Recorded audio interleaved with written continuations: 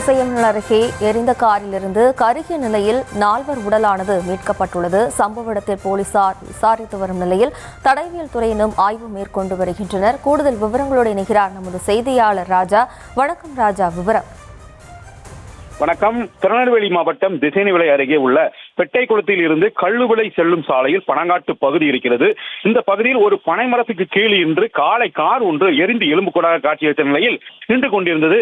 இதனை அந்த வழியாக வயக்காட்டுக்கு சென்றவர்கள் பார்த்து திசையன்விளை போலீஸ் நிலையத்துக்கு தகவல் தெரிவித்தனர். உடனடியாக காவல்துறையினர் தலைமையிலான போலீசார் அங்கு விரைந்து சென்று பார்வையிட்டனர். அப்போது அந்த காரில் உள்பகுதி இருக்கைகள் உடல்கள் எரிந்த நிலையில் இருந்தது.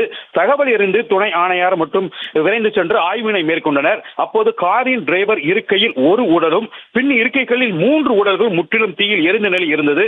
மேலும் அவர்கள் வந்த காரும் முற்றிலும் அடையாளம் தெரியாத அளவுக்கு எரிந்தி கரிக்கட்டையாக இருந்தது.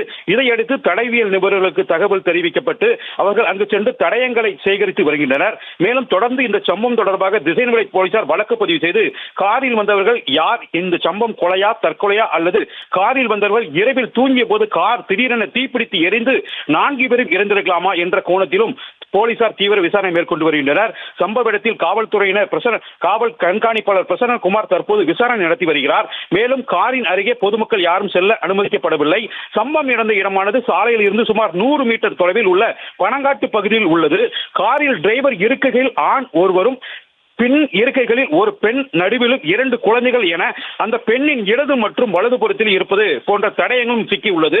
மேலும் இதனால் இறந்தவர்கள் ஒரே குடும்பத்தினராக இருக்கலாம், அதாவது கணவன், மனைவி மற்றும் 2 குழந்தைகள் என இருக்கலாம் என காவல்துறையினர் சந்தேகிக்கின்றனர். மேலும் அந்த நேரத்தில் காரின் சாவின் ஆன் செய்த நிலையிலும் இருக்கிறது. மேலும் காரின் டிரைவர் இருக்கையானது சாய்ந்த நிலையில், அதாவது ஓய்வெடுக்கும் போது இருக்கையை சாய்த்து விட்டு டிரைவர் தூங்குவது போலும் இருக்கிறது. மேலும் இதனால் நெடுந்தூர பயணமாக காரில் வந்தவர்கள் என தூக்க கலக்க ஓரமாக காரை நிறுத்திவிட்டு தூங்கிக் கொண்டிருந்த போது ஏசி கசிவால் தீப்பற்றி எரிந்து இறந்திருக்கலாமா என்ற கோணத்திலும் போலீசார் சந்தேகம் அடைந்துள்ளனர். மேலும் இவ்வாறாக பல்வேறு கோணங்களில் காவல்துறையினர் விசாரணை நடத்தி வருகின்றனர். இறந்தவர்கள் குறித்து விசாரித்து வருகின்றனர். மேலும் அதிகாலையில் எரிந்த நிலையில் கண்டுபிடிக்கப்பட்ட காரில் 4 உடல்கள் கரிக்கட்டையாக கிடக்கும் சம்பவம் அப்பகுதியில் பெரும் பரபரப்பை ஏற்படுத்தியிருக்கிறது. விவரங்களுக்கு நன்றி ராஜா.